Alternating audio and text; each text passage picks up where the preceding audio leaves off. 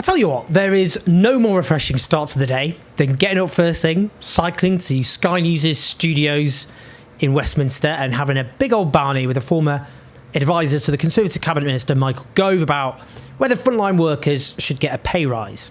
Now, bit of context, the new Labour government has decided to try and settle with trade unions following long-running strikes with improved pay deals, and that set off the Tory press, who are themselves run by extremely rich people, and the Conservative Party, who are funded by extremely rich people, and just to emphasise, a party which systematically trashed the country. Now, as I discussed, Labour's pay deals are not the extravagant bonanzas they're being portrayed as, if only. They don't restore workers' wages to what they used to be. They don't actually meet all of the union's demands at all, which is something I would personally advocate. But they are an improvement over what the Conservatives offered. Now, the former Tory advisor, Charlie Rowley, makes this extraordinary claim to me that everyone is suffering. That's probably news to the booming rich, isn't it? But anyway, here's my first response, setting out the overall context. And do you think it's an unfair expectation to think that after one settlement is agreed with one particular union, that would lead to no further strikes from the members of that union for at least an extended period of time? No, not? I don't. You know, the one statistic that people always have to bear in mind, I think, when looking at the state of this country, is that workers have gone through the longest squeeze in wages since the Battle of Waterloo. That's the last time we had this extended squeeze in wages. The average worker is no better off than they were in 2010. There was no precedent for that. That, I'm afraid, is what this party left this country with. And I think, you know, if we look, for example, at train drivers, we've got a shortage of train drivers in this country. You know what they were coming up with, this lot, before they were turfed out of office? They were suggesting reducing the age of train drivers from the minimum age from 20 to 18 because they couldn't recruit them. If you don't pay workers properly, that's what you end up with. Now, they haven't actually caved into workers' demands. I wish they had. If you take junior doctors, they were asking for pay restoration. That's 35%. They got about 22.5% instead, a lot less. You know, the average nurse, £5,000 poorer in real terms. The average paramedic, £6,500. You know, the consequences of that are the likes of Australia going, oh, nice healthcare workers you've got there. We've got better weather, by the way, and we also have better pay. Do you want to come over here? Many of them are doing that. That has consequences. Look at our waiting list in the NHS. You get what you pay for, and our public services and our public realm are in such a state, partly because we don't pay our workers properly. And that goes for teachers. Again, they've got about a 10% real-term pay cut. Do we want the best teachers teaching kids to make sure that they realise their potential? Personally, I think we do. And at the end of the day, they've suffered this massive cut in wages. Boris Johnson came to power saying we're going to build a high-wage economy. That didn't happen, and this is how you do it. Your unions response, fighting themselves. Well, now, the Tory position is also bad economics, as I go on to explain. There are people in public sector workers, like the police, like the armed forces, that cannot strike, obviously for good reason, to keep us all safe. But we're now seeing above-inflation pay rises for some public sector workers. I'm all for increases in pay, but it's got to be funded. And if you don't fund it properly, what you're going to end up doing is choking off growth, choking off any kind of recovery, when we've gone through a huge pandemic, by the way, which has cost a lot of money, where taxes have had to increase. You need to get that tax burden down. You need to grow the economy. You don't grow the economy to share that distribution by more strikes and increase in pay and by being in cahoots and controlled by your union. Terrible economics, which is why... In quick response to this. And by the way, Labour MPs are in the pockets of the unions. They're being funded by the unions, no end. Well, hold on. Your party's funded by big businesses. I think there's a difference between ordinary workers putting entrepreneurs. No, big businesses who often this economy tick. Who often pay poverty. The people who make this economy tick are workers. The people who get up every day and they put in hard graft. You need a trade and they get paid often way too little. Now, what we're looking at here is workers through their unions, democratic organisations, and you say paymasters. The RMT don't fund the Labour Party. They're not affiliated to the Labour Party.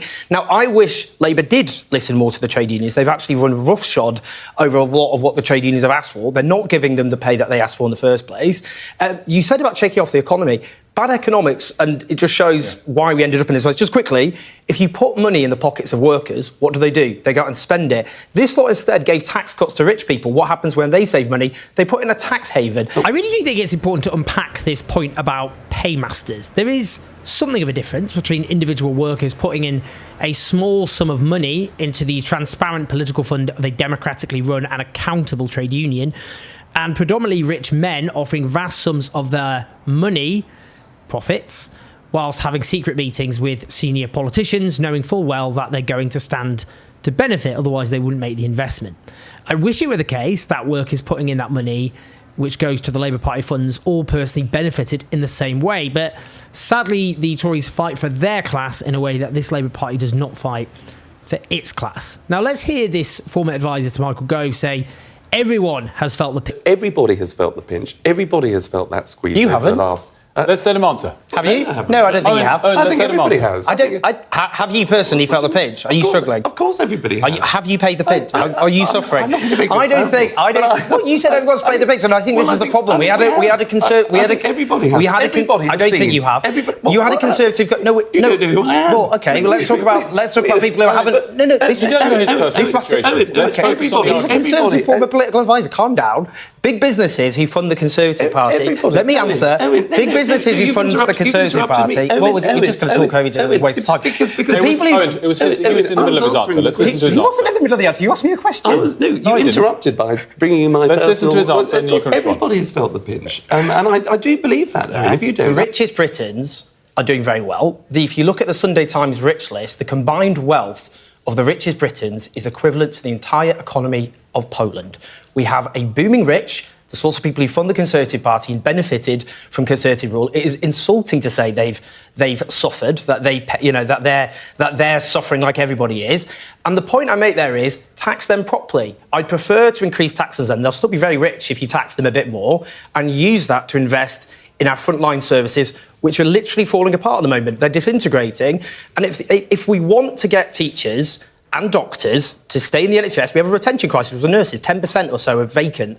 And if we don't pay our nurses properly, and it is good economics because they spend money, they invest it in the economy, that's good for local businesses. There's so many communities, in the 1980s onwards, their industries were shattered, often the public sector filled the vacuum, and they never properly recovered. If you've got workers with good wages that can invest in the local service, in their local businesses, that's good for everyone. Instead, your lot just made it, boom time for those at the top, whilst the longest squeeze in wages recorded since the early 19th century.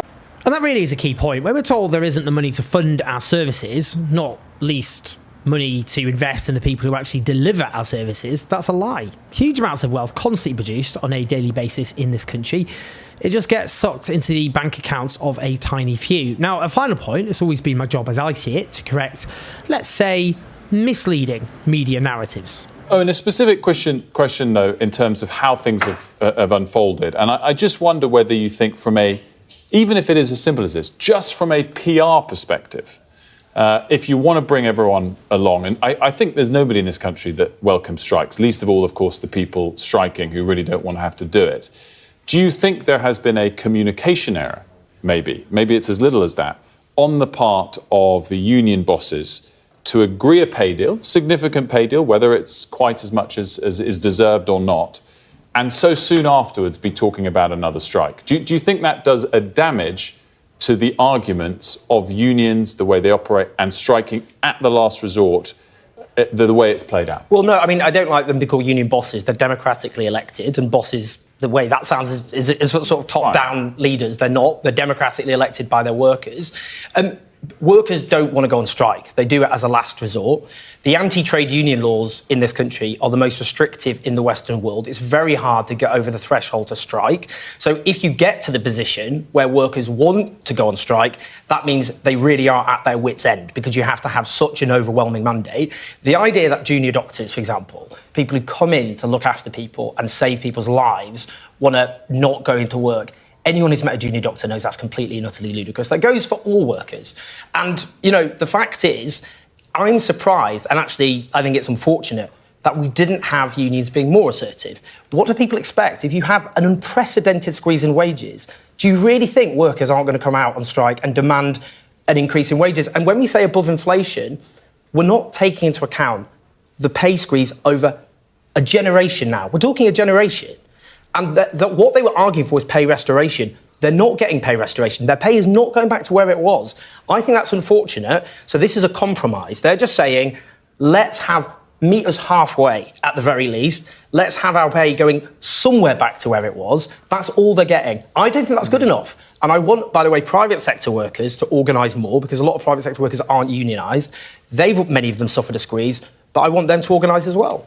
Now, look, is it really utopian to think that workers in this country should actually be significantly better off than they were 14 years ago? Because right now we're having a debate about a pay deal that still leaves them worse off than 14 years ago. How low are our expectations? As the Resolution Foundation think tank found last year, if wages had continued growing at the same rate as they had been before 2008, and by the way, they weren't exactly powering ahead before then, the typical worker would now be £11,000 richer a year. In 2008, the typical British household was just 500 quid a year poorer than the typical German household. Now it is £4,000 poorer. We need to increase our expectations. This is a wealthy country. We've got the wealth, the resources and the talent to build a much better society. But if we keep allowing that wealth to end up in the bank accounts of the mega rich, often in bank accounts in offshore tax havens, and end up reduced to debates about what a travesty it is that medical workers and train drivers are having pay increases which still leave them worse off than they used to be, well, I think that will leave us with a bleak future. The lesson here is organise. Stand up for yourselves. Fight back. Please like and subscribe. Do leave your thoughts and your comments. Do keep the show on the radio at patreon.com/. Listen to this podcast. Speak to you soon.